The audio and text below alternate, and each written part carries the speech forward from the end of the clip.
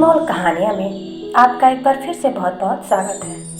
दोस्तों, थाईलैंड के राजा को राम क्यों कहा जाता है, वहाँ की अयोध्या की क्या कहानी है, आइए इस एपिसोड में जानते हैं। थाईलैंड के राजाओं को राम कहे जाने की परंपरा कोई संयोग नहीं, बल्कि गहरे ऐतिहासिक, धार्मिक और सांस्कृतिक महत्व से जुड़ी हुई है। यह सिर्फ एक नाम नहीं, बल्कि थाईलैंड की राष्ट्रीय पहचान और आध्यात्मिक विश्वास का हिस्सा है। थाईलैंड, जिसे सियाम के नाम से भी जाना जाता था, अपनी अनोखी संस्कृति, समृद्ध इतिहास और मजबूत राजशाही परंपराओं के लिए प्रसिद्ध है। लेकिन एक सवाल जो अक्सर उठता है, सवाल ये है कि थाईलैंड के हर राजा को राम की उपाधि क्यों दी जाती है? क्या यह केवल एक संयोग है या इसके पीछे कोई ऐतिहासिक और धार्मिक कारण छिपा है? ऐसे में आइए आपको बताते हैं कि इस परंपरा की पूरी कहानी क्या है। थाईलैंड के राजा को राम की पदवी क्यों?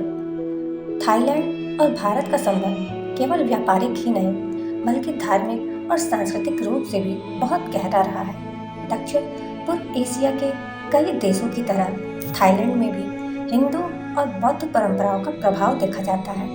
थाई समाज में रामायण को रामकियन कहा जाता है। सिर्फ एक महाकाव्य नहीं, बल्कि राष्ट्रीय गौरव का प्रतीक है। यह न केवल थाई कला, नाटक और साहित्य का महत्वपूर्ण हिस्सा है, बल्कि उनके शासन की संरचना से भी जुड़ा हुआ है। ये बात साल 1782 की है, जब चक्रे वंश की स्थापना हुई। इसके पहले राजा पुथोत्यफा चालुलोक ने खुद को उपाधि के तौर पर पान दी तोन जोड़ा था, जिसका मतलब आदि शासक होता है। अब इस उपाधि की अपनी समस्याएं थीं। दरअसल इस उपाधि को जारी रखने पर दूसरे राजा की उपाधि मध्यम और तीसरे शासक की उपाधि अंतिम शासक हो जाती थी। लंबे समय बाद थाईलैंड के चक्री राजवंश के छठे राजा वजीराव वुध ने खुद को अंग्रेजी में राम सिक्स्थ कहा था, और इसी के बाद थाई राजाओं की उपाधि के साथ अंक जोड़ने का चलन शुरू हुआ। वर्तमान में थाईलैंड के राजा की उपाधि राम दशम है। राम दशम थाईलैंड में फुटबॉल प्रिंस के नाम से भी मशहूर है। उन्हें दुनिया के सबसे अमीर शासक के तौर पर माना गया है। 200 साल से अधिक साल की है ये परंपरा।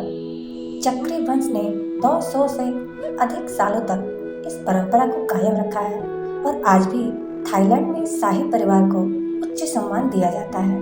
हालांकि समय के साथ राजनीति और समाज में बदलाव आ रहे हैं, लेकिन राम की यह उपाधि अभी भी राजाओं की पहचान बनी हुई है। थाईलैंड के राजाओं को राम कहे जाने की परंपरा कोई संयोग नहीं, बल्कि गहरी ऐतिहासिक, धार्मिक और सांस्कृतिक महत्व से जुड़ी हुई है। यह सिर्फ एक नाम नहीं, बल्कि थाईलैंड की राष्ट्रीय पहचान और आध्यात्मिक विश्वास का हिस्सा है। भले ही समय बदले, लेकिन यह परंपरा दर्शाती है कि भारत और थाईलैंड का सांस्कृतिक रिश्ता कितना मजबूत और पुराना है। और शायद यही वजह है कि थाईलैंड के हर राजा का नाम राम से शुरू होता है और राम पर ही समाप्त होता है। आइए अब एक नज़र थाईलैंड के अयोध्या नगरी पर भी डालते हैं। अयोध्या, यह नाम सुनते ही भगवान राम की नगरी का दृश्य हमारी आंखों के सामने आ जाता है। लेकिन दोस्तों, क्या आप जानते हैं कि थाईलैंड में भी एक अयोध्या मौजूद है? इसे आज हम अयुथ्या के नाम से जानते हैं। थाईलैंड का ये प्राचीन नगर न केवल अपने गौरवशाली अतीत के लिए प्रसिद्ध है, बल्कि यह भारत और थाईलैंड के गहरे सांस्कृतिक संबंधों का भी प्रतीक है। अयुथ्या की स्थापना 1351 ईस्वी में हुई थी, जब इसे श्याम यानी प्राचीन थाईलैंड के शासकों की राजधानी बनाया गया। इसका नाम संस्कृत शब्द अयोध्या से लिया गया है, जो वाल्मीकि रामायण में भगवान राम की राजधानी के रूप में वर्णित है। अयोध्या में रामायण के पात्रों की कहानियों को मंदिरों, मूर्तियों और पेंटिंग्स में उकेरा गया है। यहाँ की राजशाही परंपरा में भी भारतीय संस्कृति की झलक देखने को मिलती है। तो दोस्तों, आज की ये जानकारी आपको कैसी लगी, कमेंट में मुझे ज़रूर बताइए। और मेरे चैनल को लाइक, कमेंट कैसे आए, और अगर चैनल पे आप नए हैं तो इसे सब्सक्राइब करना बिल्कुल मत भूलिएगा।